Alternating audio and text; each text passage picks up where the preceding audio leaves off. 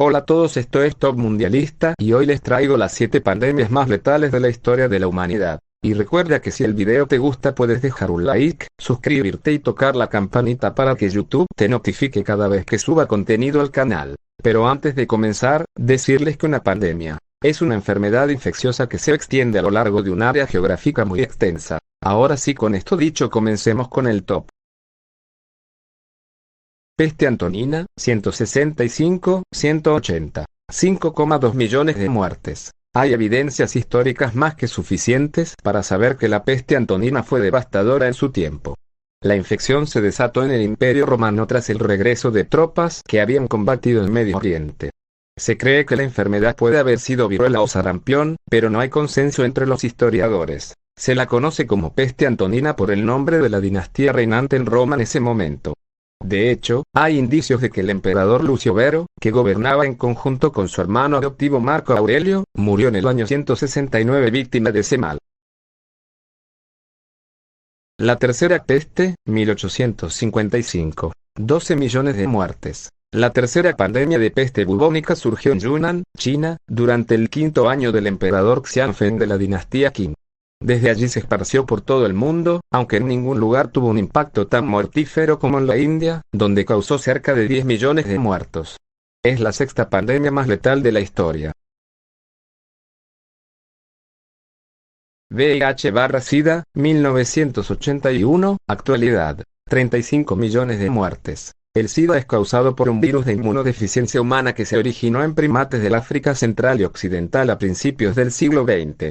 La pandemia tuvo sus orígenes en la aparición de una cepa específica, el subgrupo M del VIH-1, en Leopoldville, República Democrática del Congo, y se disparó a partir de 1981. Actualmente hay 37,9 millones de personas que están infectadas con VIH en todo el mundo, y solo en 2018 murieron 770.000 personas por esta enfermedad.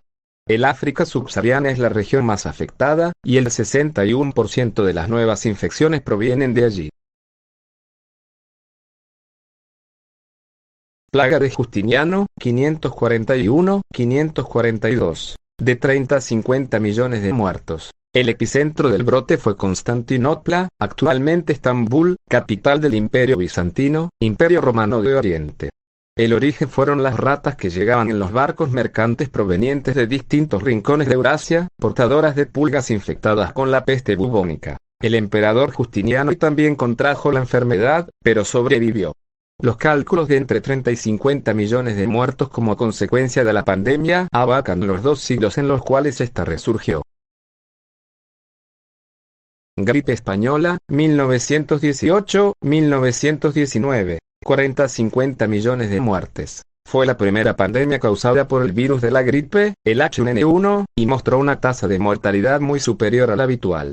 Se estima que infectó a 500 millones de personas en todo el mundo, alrededor del 27% de la población global. Lo interesante es que España no sufrió particularmente más que otros países la epidemia. Pero la posguerra había llevado a muchos gobiernos a censurar los reportes de muertos en Alemania, el Reino Unido, Francia y los Estados Unidos. Eso no ocurrió en España, que se había mantenido al margen del conflicto, y por eso se empezó a hablar de gripe española. Viruela, 1520. 56 millones de muertes. Era una enfermedad desconocida en el continente americano, pero llegó con la conquista europea. Fue introducida primero en lo que actualmente es México por los españoles y fue determinante en la caída del Imperio Azteca. Es considerada la segunda mayor pandemia de la historia, y hay estimaciones que indican que mató hasta el 90% de la población nativa americana. Peste negra, 1347-1351. 200 millones de muertes. Se la considera la pandemia más mortífera y con el impacto más duradero en la historia de la humanidad. Se cree que el brote comenzó en Asia Central, y desde allí pasó por la ruta de la seda hasta llegar a la península de Crimea, disputada entre Rusia y Ucrania en la actualidad, en 1343.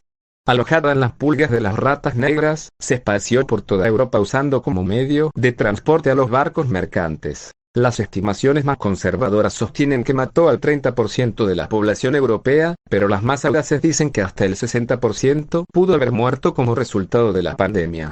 El continente tardó 200 años en recuperar su nivel anterior de habitantes, aunque algunas regiones, como Florencia y sus alrededores, tardaron hasta el siglo XIX.